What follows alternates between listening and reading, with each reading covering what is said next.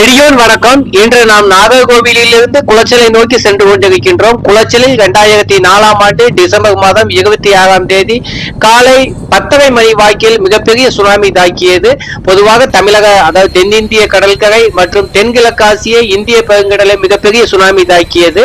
வேணாட்டு மன்னர்கள் போயிட்டு டச்சு வீரர்களை கைது செய்த நினைவாக கட்டப்பட்ட நினைவு சின்னம் தான் நாம் பார்த்து கொண்டு இருக்கிறோம். நமக்கு பின்னால் அமைந்துள்ள இந்த பகுதி தான் நினைவு சின்னம் அமைந்துள்ள பகுதி.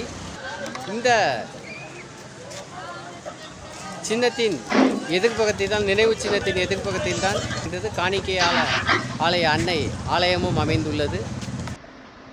இந்த ஆலயத்தின் வடபகுதியில் தான் அதற்கான நினைவு சின்னமானது எழுப்பப்பட்டுள்ளது. மேலும் அங்கு இறந்த 416 பேரின் கல்லறையும் அங்குதான் எழுப்பப்பட்டுள்ளது. குளச்சலில் மொத்தமாக 416 பேர் இறந்து போனார்கள், 14 பேர் இறந்து போனார்கள் அந்த மிகப்பெரிய சுனாமியின் காரணமாக. அந்த சுனாமியானது இந்தோனேசியாவில் ஏற்பட்ட பூகம்பத்தின் காரணமாக ஏற்பட்டது. இப்பொழுது அந்த சுனாமி இல்லத்தின் உள் தான் நம்ம போய்கிட்டு இருக்கோம். இங்கு 414 பேர் அடக்கம் செய்யப்பட்டுள்ளார்கள். அன்றைய சுனாமியின் போது இறந்த மக்கள். இவர்கள் பல பகுதிகளிலும், அதாவது இந்த குளச்சல் கடற்கரையில் பல பகுதிகளிலும் இறந்து போன மக்களாக இருக்கிறார்கள். குளச்சலில் 228 பேர், கொட்டில்பாடு அதாவது கிழக்கு கடற்கரை குளச்சலிலிருந்து சற்று கிழக்காக 2 கிலோமீட்டர் தூரம் சென்றால் கொட்டில்பாடு வருகின்றது. அங்கும் ஒரு தேவாலயம், கத்தோலிக்க தேவாலயம் காணப்படுகின்றது. அங்கிருந்து குளச்சல் வரை மொத்தமாக 414 பேர் இறந்து போனார்கள். கொட்டில்பாடுவில் 156 பேரும், குளச்சலில் 228 பேரும், அலிக்கால், புதூர், வாணியக்குடி, சைமன் காலனி போன்ற பகுதியில் 30 பேரும் இறந்து போனார்கள். இவர்களின் மொத்தமாக 22 பேரின் உடல்கள் கிடைக்கவில்லை. ஆகிய அனைவருக்கும் சேர்த்து நினைவு இல்லமும் அந்த கல்லறையும் இங்குதான் எழுப்பப்பட்டுள்ளது. அவர்கள் மொத்தமாக புதைக்கப்பட்டு இங்கு கல்லறை எழுப்பப்பட்டு நினைவில்லம் கட்டப்பட்டுள்ளது.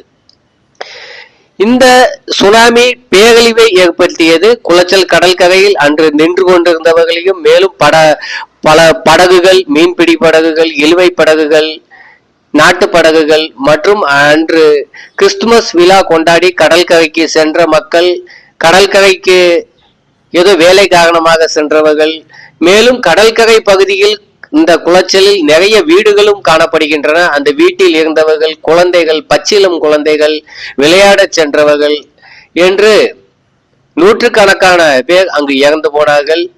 மேலும் சிலர் இறந்து போயிருக்கலாம், அடையாளங்கள் கிடைக்கவில்லை. அடையாளம் கிடைத்தவர்கள் 414 பேர் அறிவிக்கப்பட்டது.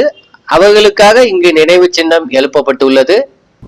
இது குளச்சலுக்கு என்றுமே மறக்க முடியாத ஒரு நினைவாக என்றும் நினைவை தாங்கி நிற்கின்றது. இப்பொழுது அந்த நினைவு சின்னத்திலிருந்து நாம் கடற்கரையை நோக்கி போய்கிட்டு இருக்கோம். அந்த சுனாமி வந்த கடற்கரை எங்க இருக்குன்னு உங்களுக்கு நான் காட்டுறேன். மிக அருகில் தான் இருக்கிறது.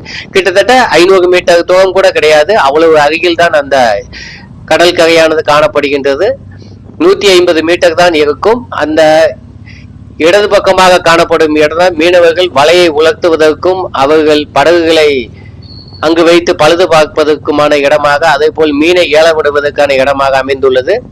இப்பொழுது அந்த சுனாமி தடுப்புக்காக தூண்டில் வளைவு இப்பொழுது அமைக்கப்பட்டுள்ளது. அந்த தூண்டில் வளைவில் தான் நாம் இருசக்கர வாகனத்தில் வந்து கொண்டிருந்தோம்.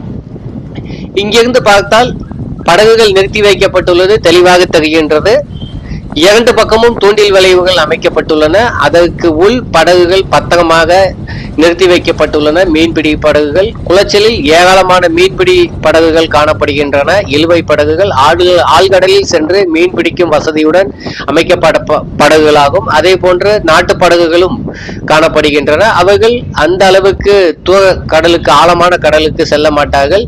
5லிருந்து ஒரு 10 கிலோமீட்டருக்கு உள்ளாகவே சென்று மீன் பிடித்து அவர்கள் திரும்பி வந்து விடுவார்கள். காலையில் சென்றால் அதாவது மதியானத்துக்குள் வந்து விடுவார்கள், அல்லது மாலை நேரத்தில் சென்றால் நடிகரவு சாமத்துக்குள் அவர்கள் திரும்பி வந்து விடுவார்கள். இங்கு மீன்பிடி தொழில் அந்த காலத்தில் இருந்த மிகப்பெரிய ஒரு தொழிலாக இருக்கின்றது. அந்த சுனாமி ஏற்பட்ட பொழுது உலகம் முழுவதும், அதாவது ஆசியா, இந்த இந்திய கடற்கரை பரப்புகளில் 2,30,000 பேர் 14 நாடுகளில் மொத்தமாக இறந்து போனார்கள்.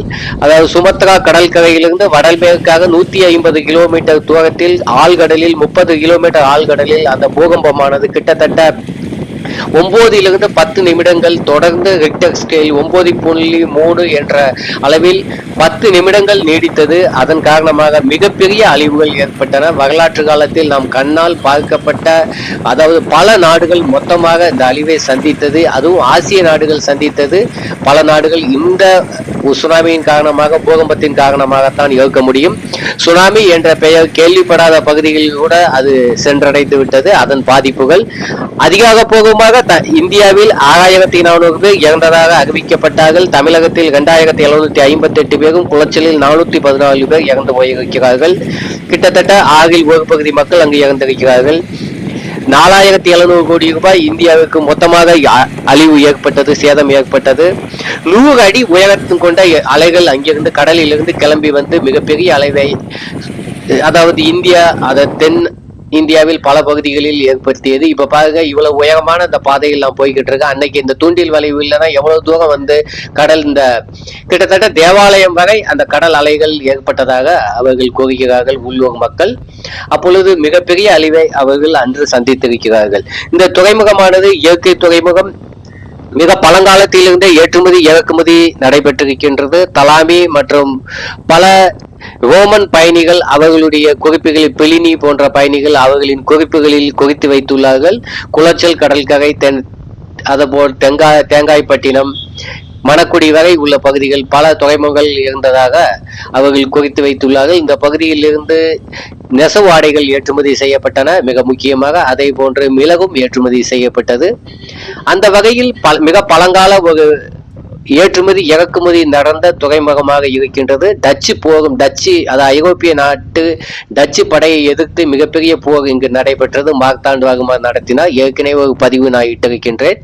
பார்க்காதவர்கள் சென்று பார்த்து கொள்ளுங்கள். அதே போன்று மேலும் அந்த போரை பற்றி பல பதிவுகள் நமது காணொலி காட்சியாக, நமது வலையொலி காட்சியில் வர இருக்கின்றது. தொடர்ந்து பின்பற்றி வாருங்கள். அந்த முழு போரையும் நாம் பார்க்கலாம். கன்னியாகுமரியை பற்றி மிக குறைந்த பதிவுகள் தான் இடப்பட்டு வருகின்றன. வரலாற்று பதிவுகள், சேரநாட்டை பற்றி நான் தெளிவாக ஒவ்வொரு பதிவாக தொடர்ந்து உங்களுக்கு நான் தெரிவித்து வருகின்றேன். இப்பொழுது கடலிலிருந்து நாம் அந்த தேவாலயம் அமைந்துள்ள, சுனாமி கல்லறை அமைந்துள்ள பகுதிக்கு நாம் சென்று கொண்டிருக்கின்றோம். இவ்வளவு சிறிய தூரத்தில் தான் அந்த தேவாலயமானது காணப்படுகின்றது. இந்த பகுதியில் தான் அன்று இந்த தேவாலயம் வரை சுனாமி அலைகள் தாக்கி இருக்கின்றன. அப்படி என்றால் பார்த்துக் கொள்ளுங்கள். வீட்டில் தூங்கி கொண்டிருந்த குழந்தைகள், சமைத்துக் கொண்டிருந்த பெண்கள் மற்றும் விளையாடி கொண்டிருந்தவர்கள், உட்கார்ந்திருந்தவர்கள், சில பணிகளுக்காக சென்றவர்கள் என்று பலரும் அங்கு மிகப்பெரிய அளவில் பாதிக்கப்பட்டு இறந்து போனார்கள். அந்த சுனாமி கல்லறை நினைவு இல்லத்தில் அங்கு இறந்து போனவர்களின் மொத்த பெயர்களானது கல்வெட்டில் பொறிக்கப்பட்டுள்ளது. அவர்கள் எவ்வளவு பேர் இறந்து போனார்கள், அவர்களின் பெயர்கள் என்ன, எந்தெந்த பகுதியில் எவ்வளவு பேர் இறந்து போனார்கள், அவர்கள் வயது என்ன என்ற அடிப்படையில் மொத்தமாக காணப்படுகின்றது. நீங்கள் பார்த்தால் தெரியும். பச்சிளம் குழந்தையிலிருந்து வயது முதிர்ந்தவர்கள் வரை அனைவருமே பாதிக்கப்பட்டுள்ளார்கள். அதிகமாக பார்த்தால் குழந்தைகளும் பெண்களும் பாதிக்கப்பட்டதாக தெரிகின்றது. பச்சிளம் குழந்தைகள், வீட்டில் இருந்த குழந்தைகளும், அதே போன்று விளையாடி கொண்டிருந்தவர்கள், தூங்கி கொண்டிருந்தவர்கள் என பலரும் இறந்து போயிருக்கிறார்கள். குடும்பத்துடன் இறந்து போயிருக்கிறார்கள். அது மிகவும் வருத்தத்தக்க செய்தியாக இருக்கின்றது. இன்று தமிழக கடற்கரையில் பல இடங்களிலும் சுனாமி தடுப்புக்காக தூண்டில் வளைவுகள் அமைக்கப்பட்டுள்ளன.